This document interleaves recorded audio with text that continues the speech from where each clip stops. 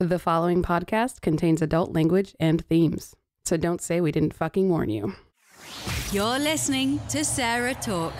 It's political. You could run a fucking pet rock against Donald Trump, and I would vote for the pet rock. Yeah. That's where we're at right yeah. Critical. One of the things that drives me nuts as an atheist is that my polling location is at a church. And I don't necessarily have a problem. I'm not going to like burst into flames walking into a church. After being on this show and having heard your viewpoints on some things, my advice to you is don't test this. I won't burst into flames. And positively LGBT positive. In many states, you can still be evicted from housing simply for being gay or transgender. Stand and fight with us. Oh, and occasionally completely absurd. Oh, they're shutting us down. They're deplatforming us. I do a pretty good Alex Jones voice.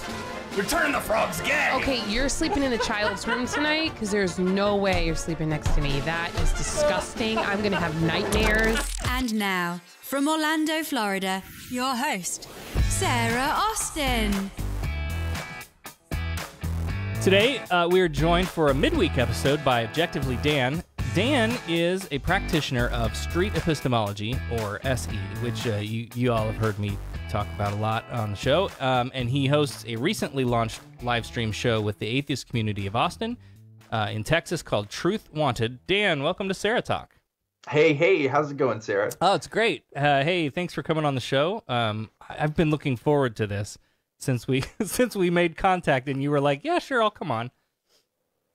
Yeah.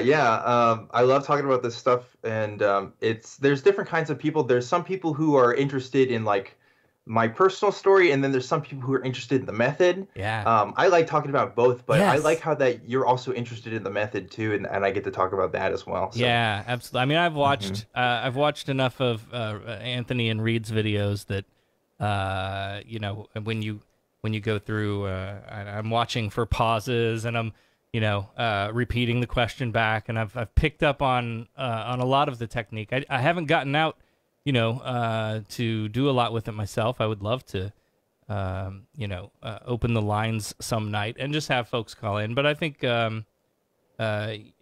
there's, I think the better, and we'll get into this in a little bit, but I think a lot of the maybe more genuine outcomes, because this works great on the street, but also just like your neighbor next door. Oh, for sure. Who says something, and you're just like, ears perked up. What did you just say?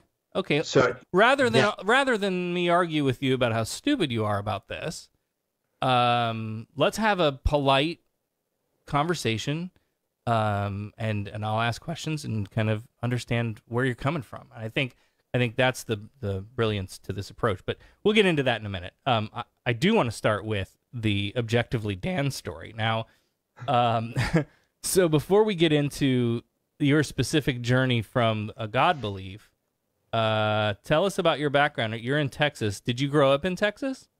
I did. I've grown up most of my life here.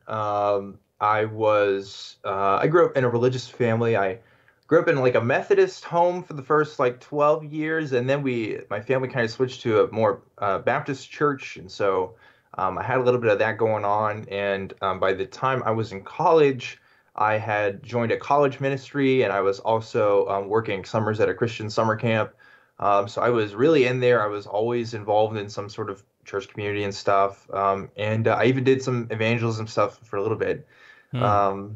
And that all kind of changed a little bit. Yeah, so the God belief was like a core part of your life and identity for a chunk of time, right?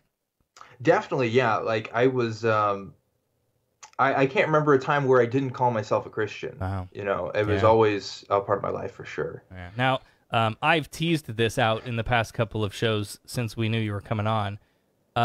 Your journey from faith to reason is, at least in small part, due to a chance conversation that you had with street epistemologist Anthony Magnabosco. So take us back, right? Get in the DeLorean, October 8th, 2015. I don't think that was the right date on the DeLorean. October 8th, 2015. It's around there. I think so. Yeah, I think it's pretty close. Yeah. 11th, maybe? I don't know. You're a student leader with an on-campus Christian ministry. You walking across campus this day, and this otherwise friendly guy with a GoPro strapped on his chest says, "Hey, do you guys have 5 minutes for a quick interview?" Talk a little bit about that experience, and then we'll come back and talk about the specifics of SE. Yeah, so I was a student leader, and I was just walking with a buddy of mine. We were actually on our way to, I can't remember what we were doing that day, to be honest with you, but we were just hanging out, and I had that conversation with Anthony, which is on his channel now, kind of doing this street epistemology stuff, which I didn't know what it was. I don't think he even said the word street epistemology to me. He just wanted to talk to us about our beliefs. And I thought, oh, this was kind of weird a little bit, because I had heard about him before, actually, from another person from my college ministry. I talked to her. Yeah. So I was like, oh, it's that atheist guy talking around to people. But I thought, well, I'll just see what he has to say and stuff, right? Because, you're an evangelist. You're supposed to talk to people and see and ask some questions stuff, and of course represent the faith, as best as you can. And what I found was, like, I had a really awesome discussion. So that, he asked me if I could talk to him for 5 minutes. As you know, we ended up talking for like 30 minutes. Yeah. As happens fairly frequently, I would say. Yeah, and it wasn't hostile. I didn't feel like I was pressured. I guess the camera did kind of intimidate me a bit, because he did say he was live streaming. And I thought that was interesting. And I don't think Anthony does that anymore. And now that's kind of interesting, because my show now is live with people. But it didn't feel like he was trying to, like, get me or get a gotcha on me. Just by the way that he was framing the conversations, a lot of these people who do those kinds of things, they speak very fast. They try to get you in and out in 5 minutes, and they just kind of want to make a point with you, and really SE, I think, is kind of the opposite. It kind of lets you take your time with things, and I want to know what you think and how you got to, how you believe. But anyway, that's for a discussion later, I suppose. So yeah, I just had this conversation with him, and I won't say that, and I'm really glad, because the way that you asked me the question, I mean, you said that this was a small part of my journey, and I always emphasize this when I talk to people, because some people have a tendency to, hyperbolize a bit and say, oh, this SE thing, you can just use it to just completely destroy people's beliefs, and you can just change people, and that is so not the case. Okay, the truth is, I was still a Christian for a good year and a half until afterwards, when Anthony talked to me. But the difference was, I never forgot that conversation I had with him, and I was already kind of starting my skepticism right before I met him too. So I was a little bit primed, but it was a part of my overall journey. And what it did for me was, it really started to help me think about questions and responses to things that I had never encountered before. Even, as a young person who does a lot of his research and stuff on the internet, seeing these kinds of conversations, it's a little bit different when other people are talking about a thing and then somebody kind of talks to you about it, like you think that you know a lot of stuff, and then somebody asks you directly, and suddenly you realize, oh, you're not super sure as you once were. So I would say that conversation kind of adjusted my trajectory, and it's not going to have that effect necessarily on all people. And by the way, even if I became a Christian tomorrow, I wouldn't say that what Anthony did was necessarily a bad thing, because though he asked me questions that I would want to know the answers to as a Christian anyway. And these are like things I think all people should think about. So I try not to be as biased with it, because there are mostly atheists that kind of use this method. But really, if I was asked to give a talk on street epistemology to a Christian conference or a Hindu conference or anywhere else, I would totally do it without the blink of an eye, because at the blink of an eye, well, that's not a thing.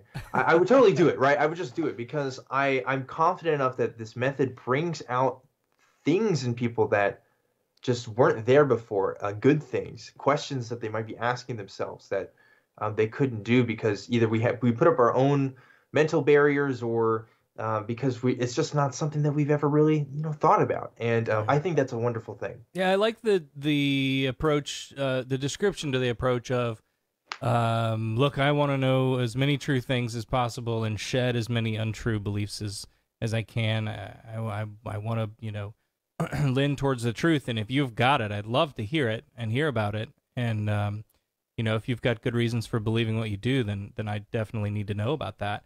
And at the same time, even as the street epistemologist, we want to inspect our own beliefs on things as well. So, absolutely. Yeah. I mean, it works kind of any direction, really.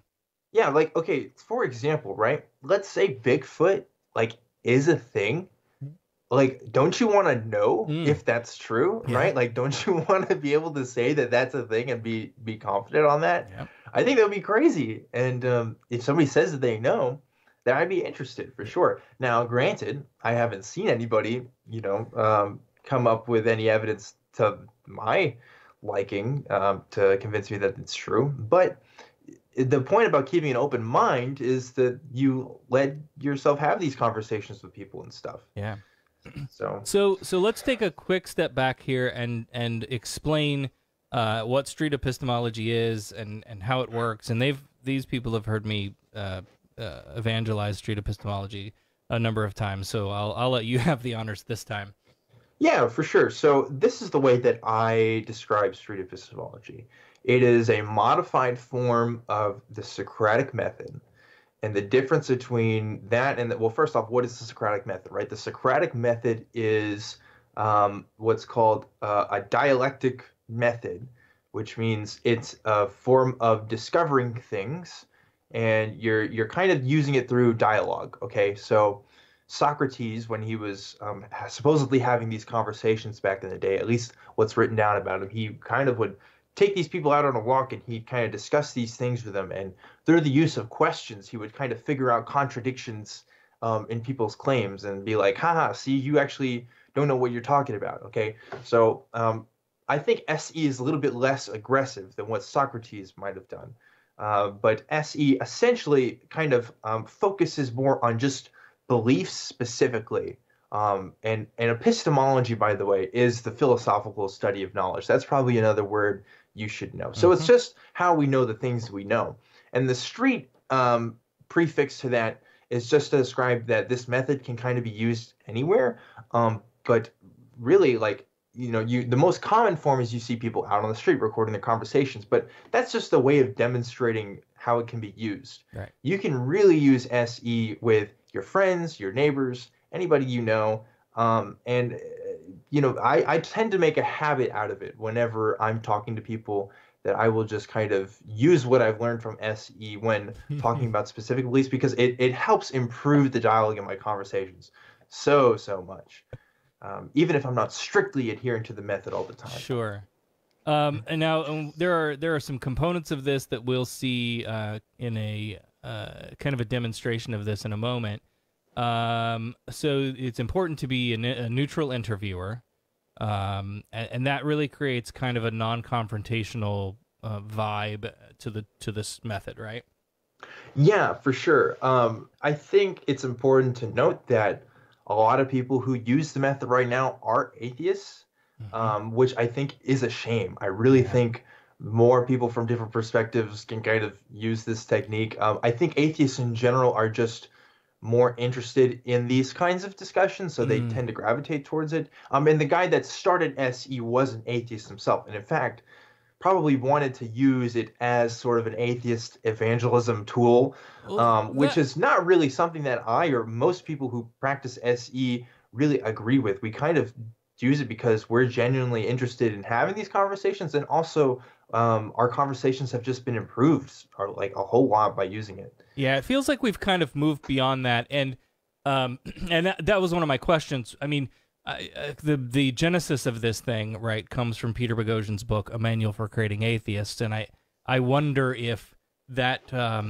when people find that out, or not that we're trying to keep it from anybody, But does that set a negative tone for the conversation if that's a part of it? But I think we're evolving it. I think we're seeing an evolution of it.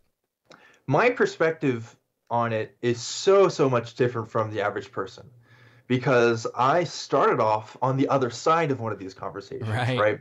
So I got to see it firsthand before I even knew anything about it. And based on that experience, and plus the people that I know who have come to know through practicing it and getting involved with the community, I see no problems with people using it. You can see me as a Christian evangelist on campus having a conversation with somebody, and I was just having a great time with it. I think when used by the right people with the right intentions, I think it is wonderful. Can you use SE and have an agenda behind it? Oh, yeah. Sure, if you only want to ask specific questions about specific beliefs. But the truth is, you can use SE on any kinds of beliefs, including atheist beliefs. For example, if you made the claim right now, Sarah, that there are no gods, and you were 100% confident on that, I would totally SE the crap out of that statement. Oh, yeah. Because that's a confidence that I don't think is warranted, personally. But also, I think the method can kind of demonstrate that. Right. Yeah. So a couple more things that come up in the process.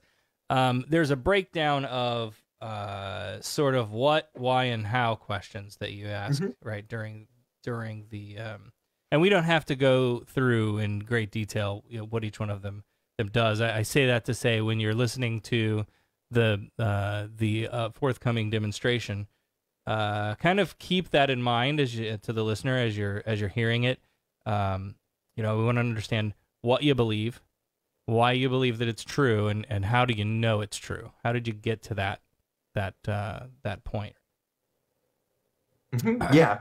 I want to mention, just to plug myself a little bit, please, if after the conversation you want to know more about how to do the method really well and some examples of it, there is a lecture that I did this past summer on my channel for the Secular Student Alliance Conference this year. My channel is at Objectively Dan. That's my personal channel where I upload some personal projects and stuff. It's not as active right now. I'm really more active on producing stuff for my new project, which is Truth Wanted, which hopefully we can talk about that a little bit more later. But yeah, so there are tons and tons of demos and tutorials out there. Another guy you want to look up is Cordial Curiosity and Anthony Magnabosco. Those are my two buddies. We all three of us host a street epistemology podcast together called Epistemic, which you can find on YouTube and iTunes as well, where we kind of dive a little deeper into the method as well. Right on. And I'll put links, of course, to all of this in the show notes too, so people can find it real easy. So you kind of mentioned when the long journey of after your initial conversation with Anthony, and I saw that video ages ago. But then when I found out you were going to do this show with the ACA using street epistemology, I then went and found the follow-up video that you did with Anthony, and then you kind of mentioned this earlier. During that conversation, you talked a little bit about that. At the time, you were already starting to doubt a little bit. When Anthony stopped you that day, you were kind of already in that place.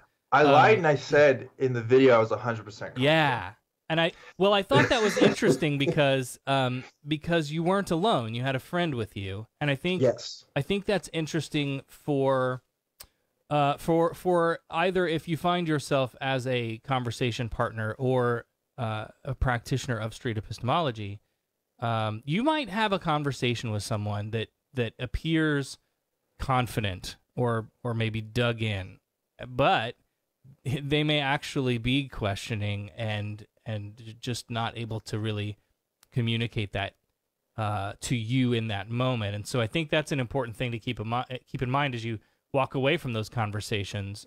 Yes. We talk about putting the pebble in the shoe, right? So you don't know when or how or even if that will affect the person that you've talked to. And I thought it was interesting that your own story, you walked on that pebble for, would you say, a year and a half before it? Yes. It really. Yeah, and so just to be 100% clear, Yeah.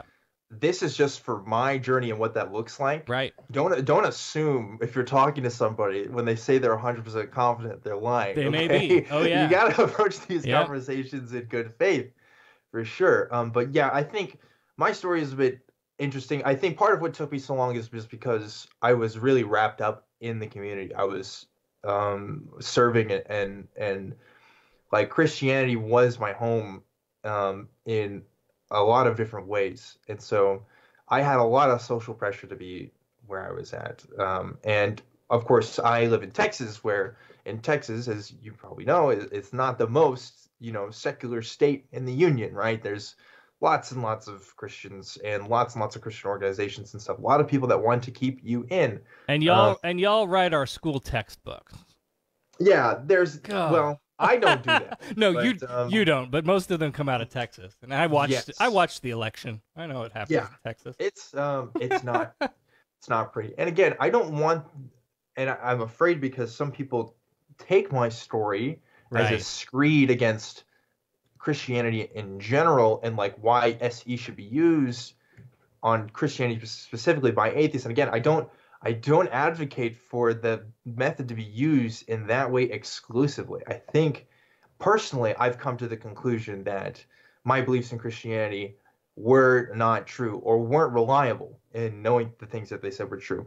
Is there a form of Christianity out there that still could be true, that I could believe? Sure could be. I haven't seen it yet. That's kind of the position now, because it's interesting when you put yourself out there and you talk about, this was a long time coming for me, a big story for some people. It's like it's a tidbit but for me, this is my life, right?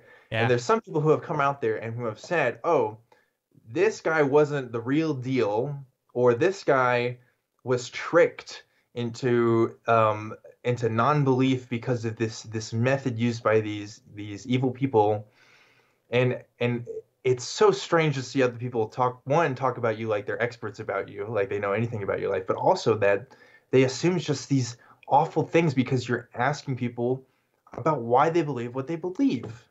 And you wouldn't do the same thing with a Christian who evangelizes with people, right? But somehow, some people who don't necessarily hold the same beliefs, asking these questions, it becomes this kind of big circus. So it's really been interesting to see how the method has, one, changed since I first kind of got into it, but also see some people's reactions to it. Yeah.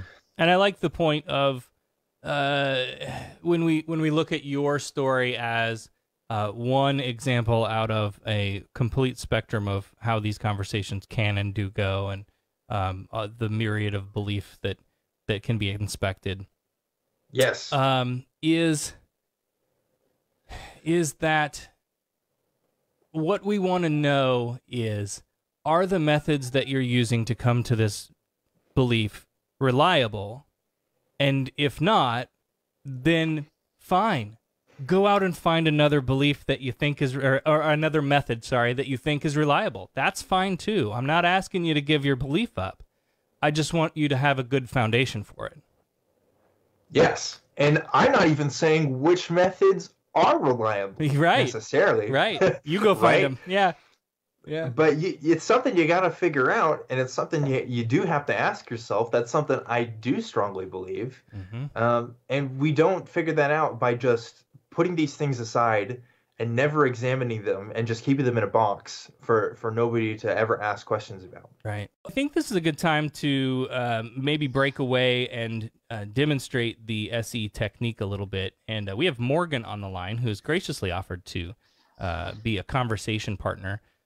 So Morgan, we kind of chatted a little bit earlier about some of the things that street epistemology is good with. Is there a particular belief that you want to discuss?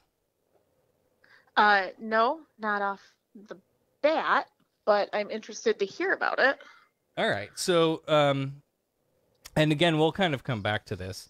But as we talked a little bit earlier, the process of street epistemology is really, so Dan or whoever the practitioner is, really just ask questions to understand what you believe.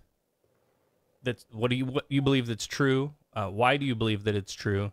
And what methods you use to determine that your beliefs were true? And again, so that works for all kinds of stuff. Like I believe karma is a thing. I've seen a ghost, God belief, political positions. Even you can use it. You can use it with just about anything. But it helps. I'll give you the Anthony Magnabosco line. It tends to work. I don't want to say work better. It seems more effective when the belief is something that informs who you are. Okay. If that makes sense. Right. So if you identify as a Christian, talking about a Christian belief generally works a lot better than, say, something that you don't actually hold too much onto, if that makes sense. Yeah. Okay. All right. Do you have something in mind then? And I'll let you guys get into it. Well, I'm trying. Does it? I don't know if it necessarily need to be religious. No, it doesn't have to be. No.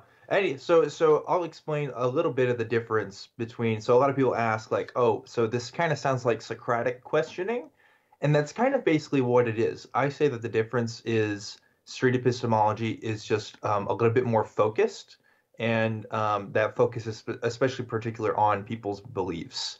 And it's also less about, in my opinion, how I do things. It's less about dialogue between, oh, this is what I think compared to this is what you think. And I tend to give the focus to the person that I'm questioning and just allow them a chance to speak, and only give my input if really absolutely necessary. But I try to get it from their perspective as much as possible. Okay. So I'm just trying to think of a good one to start out. Sarah, is there anything that you can? Is there a question about something? Let me ask. Is there something that you believe that you feel like other people around you don't believe? Like maybe you have a belief in ghosts or something, and maybe other people think that that's silly, but that's something you hold to, or maybe you think what comes around goes around. People. Yeah. Okay. Yeah. Well, I do believe that karma's only a bitch if you are. Ooh. Okay. Interesting. Okay. So let me break that down a little bit. So do you think that people who do good things eventually get good things that happen to them, and people do that bad things happen to them? Is that kind of what you mean when you say karma? Yeah, I think so. I still believe that the reverse can also happen, but I think the overall scheme is if you do good, you'll receive good. Okay. Do you think that there's a cosmic system in place that's doing it? Do you think that there's a God behind that, or do you think it's just kind of the universe doing its own thing, or anything like that? Yeah, I'd say it's probably more of just the universe doing its own thing. Okay. And well, I was just gonna say I don't believe that there's a God controlling all of that by any means. Okay, sure. Can I ask you why this is a belief that you think is true? Because I've seen it. I've seen good things happen, for people who do good, even in spite of negative things that happen in life. Okay, sure. So you've actually seen it, karma kind of happen in action then. Yeah. Neat. Okay, cool. So if I were to put your belief on a scale, let's say 100% is I'm super confident this is true, nothing can change me of that, whereas 0% is I don't think this is true at all, and I don't have any confidence in it. Where do you think you would put yourself on this scale when it comes to confidence about this belief? That one, I'd probably around 75. I've seen it. I think it's true, but you could change my mind if you were able to prove me something different. I'd be open to it. What would proving something different look like to you? What evidence would be sufficient enough for you to change your mind on that? Because it sounds like you have an evidence-based belief, right? At least that's how you understand it. You've actually seen it happen. Right. Mm-hmm. Yeah, I don't know. I don't know what that would look like. Okay. Because I don't necessarily, like, I believe this to be true, so I don't know what the opposite would look like, but I'm just saying I would be open to it. Because I kind of live my life with my beliefs being that there may be a different perspective from it that may be more true, or that may be true and mine is false. I mean, I'm always open to that. Okay. That is very curious, because you say you're confident in this thing being true because you've seen evidence of it, but you said you're not sure of what evidence would look like for that to be contrary. Right. Okay. So if I'm curious as to how you considered some evidence to be supportive of your belief, if we couldn't recognize what wouldn't support that belief, if that makes sense. Yeah, well, I mean, if you think of the universe overall, I feel like we lack a very large understanding, and there's things that we don't know. We just don't know. We don't have the answers. Yeah. I don't know, and I don't know if we ever will. I mean, if you were to go like from a Christian standpoint, they believe that it is God. God has created this and that. He's the driving force. He, she. But when I think of it as, I say maybe there's a God. I don't believe there is a God. I've seen no evidence of a God, but I don't know. There's a lot out there. I don't know what's ultimately, and as we learn things as time goes on and science evolves and becomes greater, and I just feel like to be like absolute isn't progressive, I guess. Yeah, I agree with you. I don't think that anybody should really be absolute on too many things, right? It seems like absolutism can kind of drive you away from the evidence. So I'm glad that you're really open to being either right or wrong about this belief. I think that's really awesome. But I think it is interesting also that you're still 75% confident that this belief is true. At least that's what you told me. Do you still think that 75% is an appropriate estimate of your confidence of the belief? Yeah, I'm still comfortable with that. Okay. So because we kind of just talked about a bit about, how we can't be sure, and science evolves, and there may be other things that we know out there. So what is making you, because in my mind, 75% confident is still pretty confident in something. That's more than 50. You're willing, I think that's enough to maybe place a bet on for some people. So I'm wondering what evidence in particular is leading you to this 75% conclusion. Well, like there's, several examples of just things. Okay, so for instance, I like to believe that I am a good person, that I put good out into the world. Bad things have happened to me, yes, but one of the biggest things is I lost my first son. But I've continued to be a good person and a positive person and try to put good energy into the world.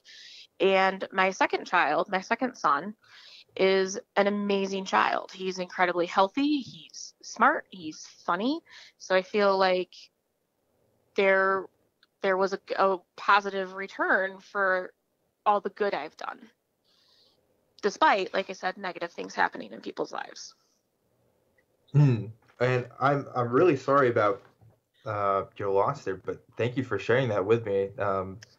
That's really awesome that you feel like the universe has kind of repaid you in a way. I think that's really interesting and really cool. But what happens when people, if I were to show you, just as an example, of a person who did the opposite of you, who, we could maybe what would commonly be considered a bad person, right?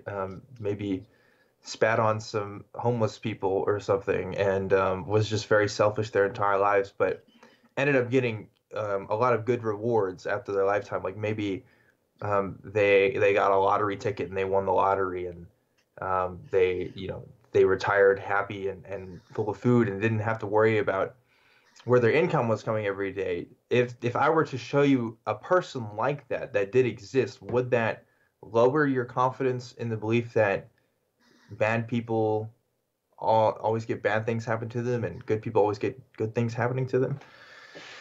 No, I think that does happen. I know that happens. Like I said, just in the reverse, is bad things happen to good people. I think also good things happen to bad people. But like I said, again, I think over the span of a lifetime that it evens out, and perhaps ways we don't know of. Okay. just because somebody wins the lottery doesn't mean that everything is good within that. There's a lot of downfalls that come with that potentially as well. I mean, I've heard that a lot of people that win the lottery go bankrupt because they don't know how to budget that money. They just blow it. Okay, so that's interesting. So that's a little bit different. I guess I'd have to modify how you were saying this earlier. So it's not just that good things happen to good people, but that overall in the lifetime it kind of balances out, so that bad things do happen to good people, but at the end of the day, at the end of someone's life, it still kind of all balances out. Is that fair to say? Yeah, I would. Yeah, that balances out. That I think the overall span is that it's primarily good things happen to a good person. Okay, so even if I were to show you somebody who lived their entire life, that if we could observe someone's life together for as long as they could live, and we got updates on them somehow, and it seemed like nothing but good things were happening to them, despite maybe what we would call them being bad people. Would that itself, not saying that I actually could do this, right? But let's say there was a reality where I could, would that lower your confidence in this belief of everybody kind of gets their stuff at the end of the day, right? Everything kind of balances out. Well, again, I say no, just based on your tally of that might be a different for that person. So they might have, physical things, like maybe they're financially set, they have a good job, they have an amazing spouse or whatever, but you don't know, emotionally what they're struggling with. It can come in many forms. So they might, maybe they live a life that they're unable to enjoy, even though it appears that they have all these wonderful things and that they've been given all these wonderful gifts, that, maybe they don't enjoy them. Okay, so you think that there still might be variables then that I'm not accounting for, like emotional health and well-being and things like that. Right, emotional health, mental health, yeah, all of that. Okay. Physical health and everything. Okay, so so just this is really interesting. I've never gone this far with the karma question before, but let's say I do the same thing as I described earlier, but I also was able to account for their emotional well-being. I had a therapist talk to them like every week and see what was going on in their lives, and they just reported, happy, good times. Would that lower your confidence in this belief? Sure. Okay. Yes. I mean, it would, if this person realistically had literally everything. Yes, it would lower my confidence. Okay, cool. So this isn't me trying to say, oh, your belief is totally wrong, right? That is not what I'm aiming at. What I am trying to aim at is there a method by which we can test whether or not these beliefs are true or not? Is there a way that we can demonstrate the validity of some of these claims? Because as you probably well know, there's lots of people that make all kinds of claims about things that end up being untestable, right? That kind of, they could be true or false, but there's just no way of knowing. So I'm wondering, is this one of those beliefs for you? Or is this a belief that we can actually look at together and see, oh, can we test the truth or falseness of this claim? Does that make sense? Yeah, no, that makes sense. And no, it wouldn't be something that you could test. Let me break in and be the timekeeper here for just a minute, Morgan, because I know, Morgan, you have to get back. So let us know whenever you need to bail, okay? Okay. Yeah, I can do about 10 minutes. Okay, cool. Thank you. Yeah. Okay. So So do you agree with me that this is a belief that we could maybe test? That this is something that if we had enough resources and people willing, to do this, that this is something that we can actually look at? Or is this something, do you think, that we can never know for sure? No, I don't think it's something we could know for sure, because I think in order to get accurate numbers, you'd have to test every single person. And well, I don't think even just a represented population is even, because there's just so many variables. And no, I don't think you could accurately test that. Okay, so if this is interesting, because if we can never know for sure, right? If there's so many variables and we can't be absolutely certain, what makes you so confident at 75% that this belief is true? Do you think that number is a number that other people should hold for this belief? Oh, no, not at all. Okay. So I mean, yeah, it's something I say that I know to be true from what I've seen in my life, but it doesn't necessarily a belief that anybody else has, Do you think someone could take a similar set of experiences and be able to say, oh, bad things always happen to good people, and maybe come to that kind of conclusion based on their own personal experiences? No, potentially. Okay, so if we have two people, one saying good things happen to good people at the end of the day, and another saying bad things happen to good people at the end of the day, how can we know the difference between which ones are true?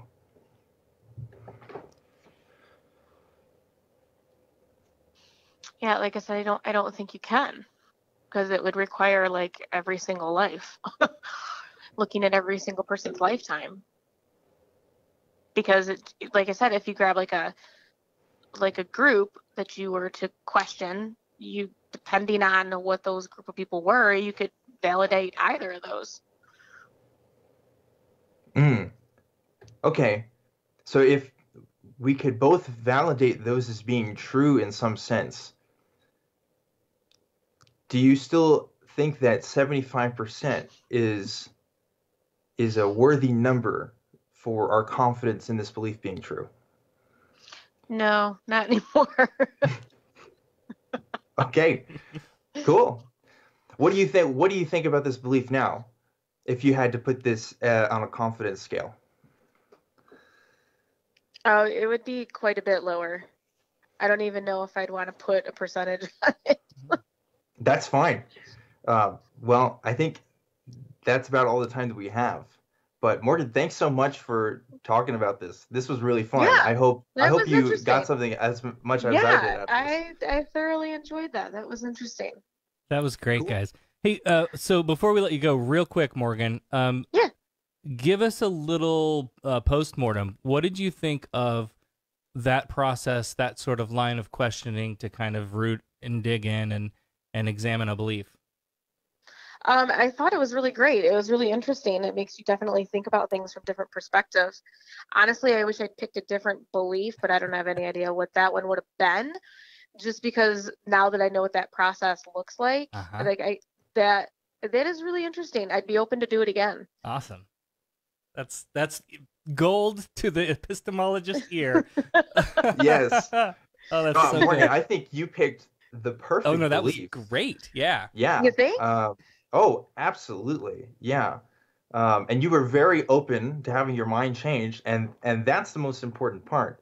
I think this method really works with people who are really honest with themselves and who are really willing to examine stuff, and that's when you get the best results. So I think a change in your confidence in your belief, if that happens during a conversation, you should have more credit than I do when that happens, right? Because that's something that you did yourself in reflection and stuff, and I see that as personal growth for sure, for myself and for the person I'm talking to. Awesome. Yeah, it was fun. I enjoyed that. Great. Well, Morgan, we'll let you get back to work. Thank you so much for taking time out of your day. I hope you still have time to eat. Oh, I do. No worries. All right. Love you guys. All right. Love you. Thank you so much. Yeah, thanks, Dan. All right. I love Morgan. She's great. Yeah, that was really awesome. And let's go ahead and do a quick little, a little bit more about that before we jump back around to the other order. So some of I was feverishly writing through the whole thing, and I wrote down a couple of questions that in hindsight are the same question written differently. That's basically if we know that there are no people who are perfectly good or perfectly bad, all right, if everybody does some sort of mixture of good and bad, how can we tell that it's karma in action or the universe and not just coincidence? Mm-hmm. That was one of my thoughts as that was going through. Yeah, that's another approach to it as well. I think there's more than one way to kind of have these conversations. Mm-hmm. I think what I did was just one example. Karma is a belief that comes up, I don't want to say the most frequently, but it is pretty frequent in a lot of SE conversations online through different videos. And different people have different ways of kind of tackling it. For some people, they look at the way I do it and they say, oh, that's pretty roundabout. You're having the person kind of repeat themselves a little bit sometimes. Mm-hmm. And it's more like, yeah, I'm trying to get them to really think about what they're saying and really say if that's what they really believe. Because sometimes we say things firsthand without really thinking about what we mean. I've done that before with myself in my own life. And it's like, oh, sometimes we have to, just let it go through a little bit. It's okay to like kind of cover things again, because some people, they just want to go straight to the point and they want to show why somebody is wrong about something. Yeah. And I don't even think that Morgan is necessarily wrong in her beliefs. Sure. What I'm trying to figure out is the method that she came to this belief reliable? And is it something that I myself can pick up as a belief? So different ways to do it. Yeah, absolutely. All right, so let's get to today. You shed the God belief, your faith was shaken. How did you find yourself involved with the atheist community of Austin? Okay, so interestingly, you mentioned my second follow-up video with Anthony, and basically how that happened was I saw on Holy Kool-Aid's channel, actually, he was interviewing Anthony about the street epistemology thing, and I was like, hey, that kind of sounds like that guy I talked to a few years ago, and that thing that he does. Yeah, and then I know that guy. And then he said, yeah, I operate out in San Antonio. And I was like, oh, crap. That it was that guy. So I got in contact with him, and I did that follow-up, as you said, because I was like, you know what? I owe this guy. Because this guy, had a small part in my life, whether he realized it or not. And I think his method is really cool. I think he needs the boost. Maybe my story can help him with that. And so we did that interview, and then I got to be friends with Anthony. We're good friends now. And through him, I got to meet some people through the atheist community of Austin. There was a week where he got to be on the show that that summer. So it was summer of last year. And from there, I was like, oh, this is kind of cool. Because also I didn't know any like atheist community people like in real life and stuff. It's tough. So I started to call screen for the atheist experience. Oh, cool. So on Sundays, I started to come down and help out with that. And that was also when I first met Eric and Jamie from Talk Heathen. Those guys used to be call screeners before they did their own show, and I was friends with them. So they got their show before I did, which is cool. But yeah, I just started and I hung out with them, and I got to know these people. And earlier this year, I was talking to Mark, one of my producers for the shows, and they were already interested in getting some new shows out this year. And I was like, hey, lots of people who do SE, they go out and they try to find people. What if we did a call-in format, kind of like what we do with the other shows, and then we just kind of use the method that way. And he really liked it, and so we did test episodes, like a whole bunch of them, week after week, pretty much throughout the whole of this summer. And then we finally got launched just about 2 months ago now, and we're already at a little over 2,000 subscribers. Wow. Which is really cool. It's one of the fastest growing shows the ACA has ever had, and I'm really proud of that fact. I'm also proud of the fact that I get to be the youngest permanent host there. That's awesome. At the ripe age of 22, which is cool. I'll be 23 pretty soon, but and people have seemed to really like it so far. And basically what it is my show Truth Wanted is, like I said, it's just a call-in show, kind of like Talk Heathen or Atheist Experience, except I bring in guest hosts every week to kind of help me with calls. And my approach is just kind of street epistemology. So I just let people talk about whatever beliefs they want to. And we just kind of go from there. So it's less me being on a thing and saying, oh, this is atheism and this is atheist lifestyle and stuff, and more just me kind of examining whatever comes up. And it doesn't have to be religious stuff either. Like these past few weeks, we've been talking about consciousness and stuff, which has been cool. So well, and I think for the longest time, the Atheist Experience was kind of the king. It's the flagship show. It's been around. It was on local access cable for years, but it takes a much different, and no offense to Matt Dillahunty, I love Matt to death, but it takes kind of a Matt Dillahunty schools you with knowledge and hangs up on you approach, and that works, I guess, for some people, but I think, again, I like SE so much because it's non-confrontational. And are you finding that that at this early stage still, you're still kind of early in the show, do people who call in, do they really get it that it's not about the arguments and apologetics and counter apologetics and gotchas? Are they kind of getting it? So at first, they didn't, because what we did was, in order to kind of boost publicity, for the show, we kind of we did our first two shows right after Atheist Experience. So we just kept it on the same stream. So we kept that same AXP audience, and we're basically saying, hey, the show's over now, but if you want to check out this new show, here's Truth Wanted. So that ended up being really awesome. But what happened was we kept the same callers that were expected to call in for AXP. They wanted to call into my show. And if you come into the show with the expectations of AXP, there's it's a bit different. more of an it's an energized vibe. Let's say, people are really serious about wanting to do debate and stuff.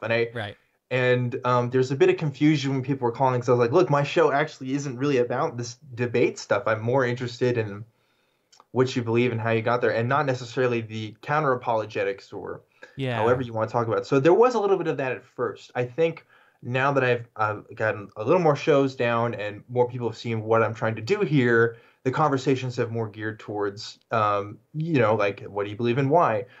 But I really want to get more and more people outside of the atheist community to call in. I'm working on trying to get some business cards and stuff, but honestly, like what makes the show great is when somebody completely outside of the community calls in and wants to know more about this stuff, because that is some of the most interesting conversations that we've had on the show so far. And that's what makes it really fun. Well, and I agree. I think as SC kind of permeates the broader community, we'll see a shift in the way people have conversations about their beliefs in general. I think it's a good tool to have in the toolbox.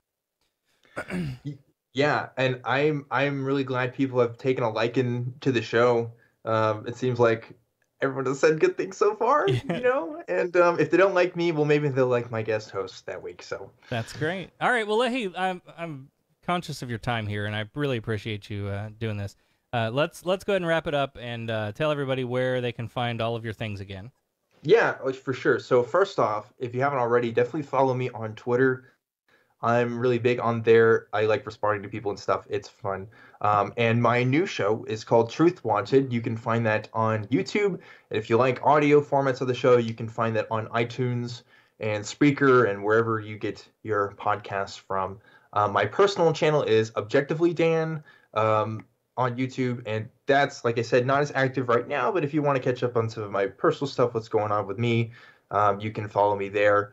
And if you want to get in contact with me personally, I have an email address with the ACA, and that is truth@atheist-community.org.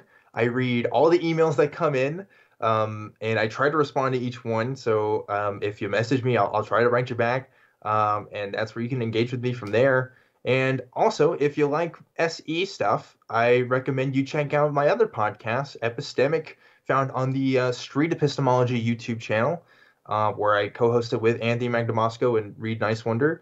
And those guys also have channels you can check out. You know, it's a whole big community there in SE land. Lastly, I will say I have a Facebook page as well for Truth Wanted, and the Street Epistemology groups are on Facebook as well. If you look up Street Epistemology Study Group, I poke my head in there as well. And of course, Discord on the ACA, you know, all kinds of stuff where you can find people these days. So yeah, awesome.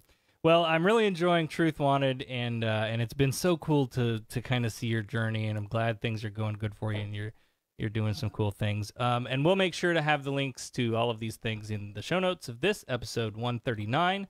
Thank you so much again, Dan, for the conversation today. I'd love to do this again sometime, and hey, if you're ever in Central Florida, give us a shout. I would love to get together and have lunch or something. Absolutely, man. This was really fun. Yeah, I'd love to come back on, and I'll let you know when I come by Florida. It's a bit of a ways away, but you never know. Hey, we can get you into Disney if that helps. Okay, well, that's set then. We're going to Florida. All right, let's go. We'll see you soon. All right. Thank you so much, Dan. All right, Objectively Dan, street epistemologist and host of Truth Wanted, a production of the Atheist Community of Austin. Our many thanks again to Dan for giving us his time today. I think my dog has about had it here. She's been crying. Won't even sit in my lap anymore. So we'll call it a day. Saturday we'll do our regular weekly live show, and we'll chat with Jason Carmen, who is creating a new show called Super Gay to pitch to Netflix. So that'll be fun. So join us Saturday night at 8 p.m. Eastern for that. I want to thank all of our wonderful Patreons over at patreon.com/SarahTalk. If you'd like to join our great patrons and get access to early episodes and patron-only content, the video vault, and more, head to patreon.com/SarahTalk, or give us a 5-star review on Apple Podcasts, Google Play, or wherever you listen to the show. And thank you again so much for listening. Thanks to Dan. We'll see you all Saturday. You've been listening to Sarah Talk. Sarah Talk is made possible by listener support. Visit patreon.com/SarahTalk to become a patron and help keep this program going. Contact Sarah and Company by email at producer@sarahtalk.com or call 224-40-SARAH. That's 224-407-2724. And follow us on social media, facebook.com/SarahTalkRadio, and on Twitter @SarahTalkRadio. The opinions and information provided on this show are intended for entertainment purposes only. All opinions are solely that of the hosts and their guests. We make no representations as to accuracy, completeness, timeliness, or validity of any information and will not be liable for any errors or damages. Sarah Talk is a production of Sarah Austin Media.